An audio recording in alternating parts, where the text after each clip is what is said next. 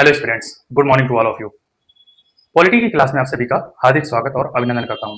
जैसा कि हमने पिछली क्लास में भाग 5 के अंतर्गत अनुच्छेद 52 से 62 तक राष्ट्रपति की संपूर्ण चर्चा हमने कर लिया था। चाहे वह राष्ट्रपति की शक्तियां हों, चाहे वह राष्ट्रपति की विवेकीय शक्ति हो, इसके बारे में हमने चर्चा कर लिया था। आज की क्लास में हम उपराष्ट्रपति यानी कि अनुच्छेद 63 से लेकर के अनुच्छेद 70 तक की चर्चा विस्तार से करने वाले हैं और आपको ट्रिक के साथ बताएंगे कि उपराष्ट्रपति को अनुच्छेदों में कैसे याद कर सकते हैं, उसकी चर्चा हम करने वाले हैं। तो चलिए आइए हम अपनी क्लास में स्टार्ट करते हैं। तो भाग 5 अनुच्छेद 52 से 151, ये संपूर्ण भाग 5 संघ जिसको कहा जाता है, यूनियन की चर्चा है, भाग 5 है। अब हम इसमें बात करते हैं अनुच्छेद 63 की। इसमें कहा गया है कि भारत का एक उप राष्ट्रपति होगा। इसकी चर्चा अनुच्छेद 63 में हमको दिखाई पड़ती है।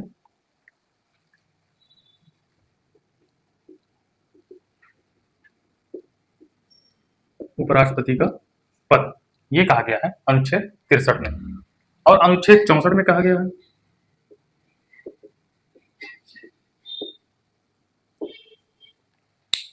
जो उपराष्ट्रपति है वो राज्यसभा का पदेन सभापति होगा। पदेन का अर्थ है उपराष्ट्रपति का भी पद जो उपराष्ट्रपति के पास रहेगा, और जो राज्यसभा के सभापति हैं, सभापति के रूप में उपराष्ट्रपति कार्यभार संभालने वाला है, उसे कहते हैं पदेन सभापति के रूप में। उपराष्ट्रपति राज्यसभा का पदेन सभापति होगा। फिर उसके बाद बात करते हैं इसी में ही अनुच्छेद 64 की। अनुच्छेद 64 में कहा गया है कि उपराष्ट्रपति राज्यसभा का पदेन सभापति होगा। अनुच्छेद 65 की चर्चा करते हैं। तो अनुच्छेद जो 65 है वह है उपराष्ट्रपति का कार्यवाहक राष्ट्रपति के रूप में कार्य करना। उपराष्ट्रपति का कार्यवाहक राष्ट्रपति के रूप में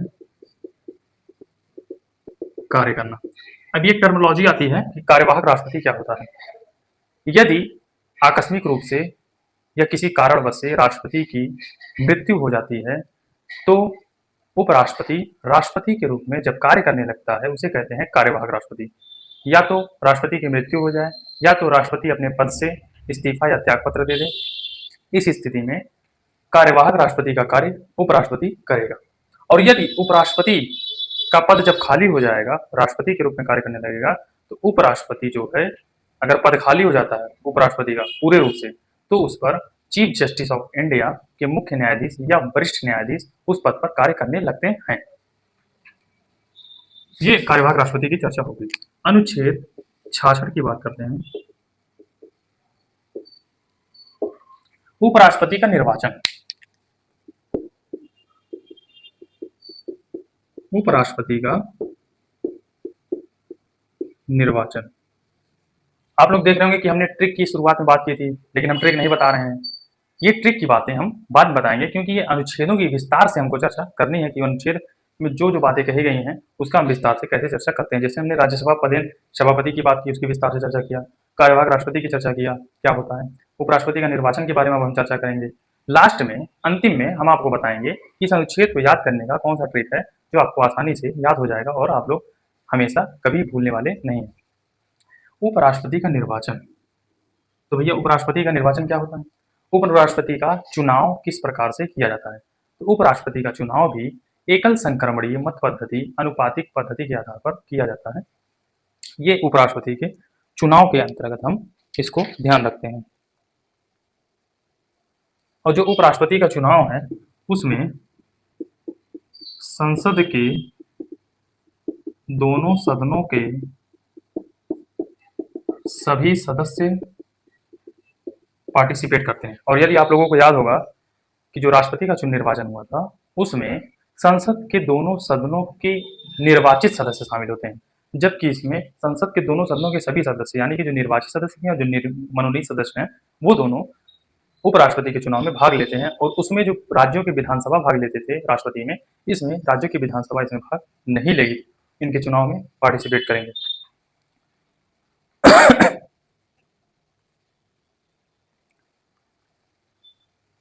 और जो इनका जो चुनाव है हमने चर्चा किया वो होता है जिस प्रकार से राष्ट्रपति का हमने बताया था आनुपातिक प्रतिनिधित्व प्रणाली, और दूसरा बात करते हैं एकल संक्रमणीय मत पद्धति। हमने राष्ट्रपति के चुनाव में आप लोगों को बताया था कि जो आनुपातिक प्रतिनिधित्व प्रणाली है इसमें अनुपात के रूप में अलग अलग वोटिंग को बांट दिया जाता है।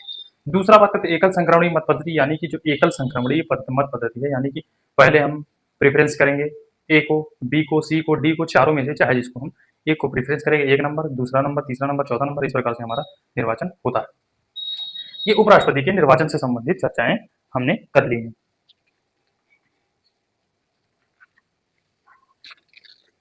और इनके निर्वाचन के लिए जो उम्मीदवार खड़ा होगा, जो उम्मीदवार उपराष्ट्रपति के चुनाव के लिए खड़ा होगा उसको 20 प्रस्तावक और 20 अनुमोदक अलग अलग लाने पड़ेंगे। यानी कि कोई उम्मीदवार अगर खड़ा होना चाहता है या तो कोई अगर आम आदमी खड़ा होना चाहता है तो उसको 20 प्रस्तावक का मतलब संसद के दोनों सदनों में से किसी भी 20 प्रस्तावक यानी 20 सदस्य को हमको लेकर आना है, और 20 अनुमोदक यानी कि बोलने वाले मौखिक रूप से 20 अनुमोदक अलग से, 20 प्रस्तावक अलग से और 20 अनुमोदक अलग से, ये 40 लोग उस उम्मीदवार के पक्ष में बताएंगे कि ये उम्मीदवार उपराष्ट्रपति के रूप में खड़ा हो सकता है। तो ये चर्चा होती। और इसमें जमानत राशि का प्रावधान किया गया है कि उपराष्ट्रपति के अगर कोई चुनाव लड़ना चाहता है तो वह 15,000 रुपए आरबीआई के पास जमानत राशि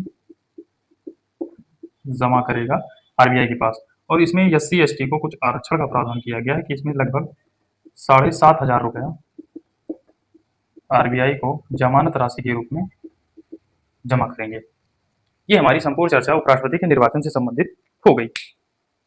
और इसमें यह भी एक प्रावधान है कि यदि उपराष्ट्रपति के उम्मीदवार के रूप में खड़ा व्यक्ति अगर चुनाव में 1/6 मत प्राप्त नहीं करता है तो उसकी जमानत राशि जब्त हो जाएगी। यानी कि अगर वो 1/6 मत प्राप्त कर लेता है या उससे अधिक प्राप्त कर लेता है तो उसकी 15,000 रुपये उसको वापस कर दिया जाएगा। लेकिन अगर यदि वह 1/6 मत प्राप्त नहीं कर पाता है तो उसकी जो जमानत राशि है वो जब्त कर ली जाएगी, यानी कि वो चुनाव हार भी गया है और उसकी जमानत राशि जब्त कर ली जाएगी। अब अनुच्छेद बात करते हैं 67 की।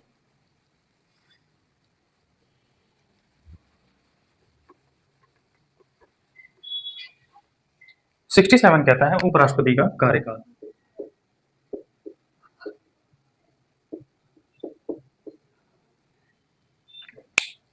उपराष्ट्रपति का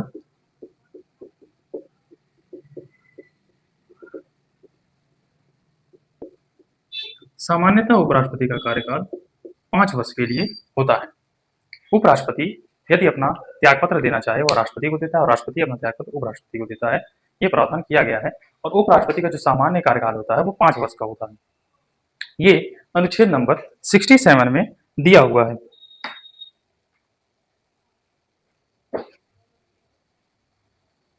अब हम बात करते हैं अनुच्छेद 68 की।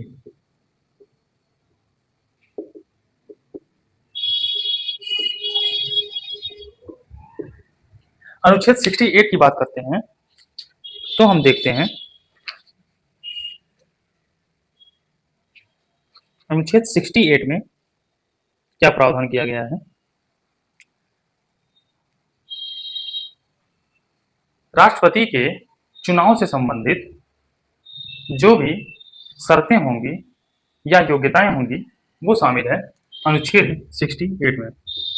या तो इसको हम देख करके आप लोगों को बताएंगे अनुच्छेद 68 में क्या है। अनुच्छेद 69 में देखते हैं तो उपराष्ट्रपति के शपथ का प्रावधान किया गया है।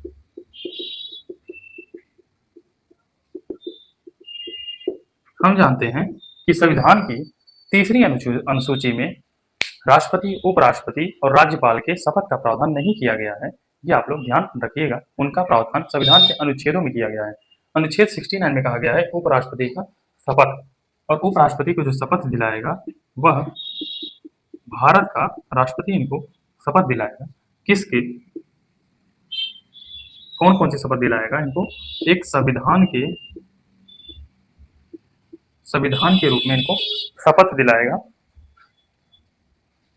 कि राष्ट्रपति उपराष्ट्रपति शपथ का प्रावधान इसमें किया गया है। संविधान की निष्ठा और अखंडता को बनाए रखने के लिए ये शपथ लेता है, और अपने पदेन सभापति के रूप में भी शपथ का प्रावधान किया गया है। अनुच्छेद 70 में बात करता है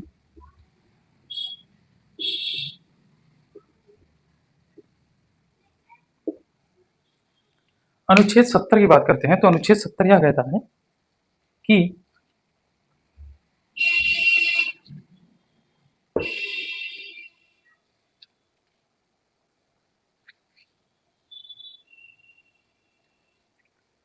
अनुच्छेद 70 में यदि हम देखते हैं तो हमको दिखाई पड़ता है कि इसमें कौन कौन से प्रावधान हमारे संविधान में किए गए हैं।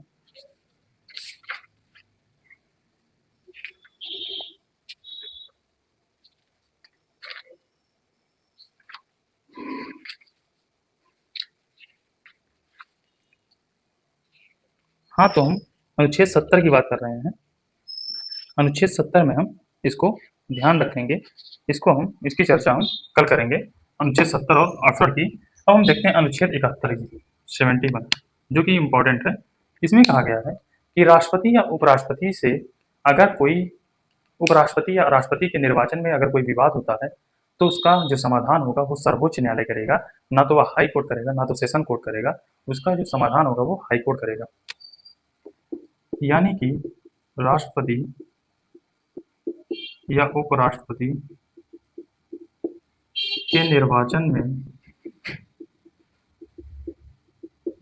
विवाद की स्थिति उत्पन्न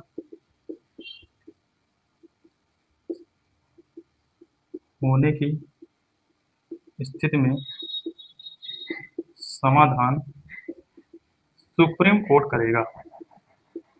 ये बात हमारा अनुच्छेद 71 में किया गया है।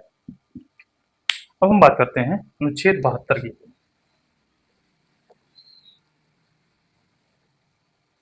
अनुच्छेद 72 में देखते हैं तो राष्ट्रपति के क्षमादान की शक्ति थी, जिसकी चर्चा हमने राष्ट्रपति में कर लिया था। उसको एक बार हम रिवीजन कर लेते हैं।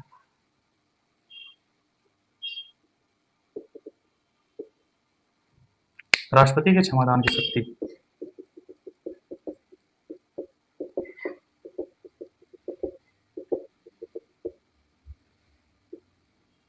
इसमें 5 प्रकार की क्षमा का प्रावधान किया गया। क्षमा, प्रविलंबन, लघुकरण, विराम।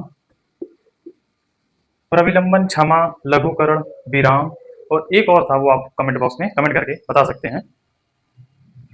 क्षमा, प्रविलंबन, लघुकरण, विराम। अब हम बात करते हैं उपराष्ट्रपति की ट्रिक की बात करने वाले हैं, जो कि आपको बहुत देर से इंतजार था। तो उपराष्ट्रपति के अनुच्छेदों को याद करने की ट्रिक।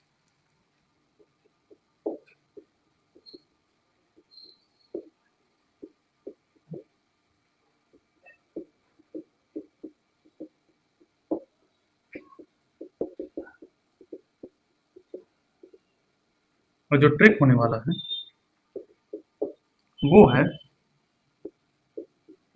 उसरा, निका, चूस।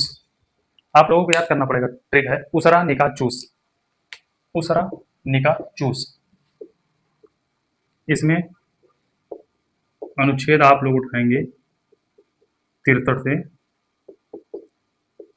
64, 65, 66, 67, 68, 69 सॉरी। तो इसमें हो जाएगा ऊ से उपराष्ट्रपति का पद, सा से होगा राज्यसभा का पदेन सभापति। ये हमारा हाइलाइटर पॉइंट रहेगा, सभापति। ऊ से उपराष्ट्रपति। रा से होगा कार्यवाहक राष्ट्रपति, ये हमारा हाइलाइटर पॉइंट रहेगा। फिर नी से निर्वाचन, उपराष्ट्रपति का निर्वाचन। का से उपराष्ट्रपति का कार्यकाल। चू से उपराष्ट्रपति का, अब इसका कुछ होगा, चू से हमको याद नहीं आ रहा, वो आपको नेक्स्ट क्लास में बताएंगे। चू से क्या था, उत्साह से उपराष्ट्रपति का शपथ। मैं हट जाता हूँ, आप लोग ध्यान से इसको देख लीजिए और इसको अपने जहन में बैठा लीजिए, जिससे आपको परीक्षा में कभी भूले ना। तो आई होप फ्रेंड्स, हमने विस्तार से उपराष्ट्रपति की चर्चा की।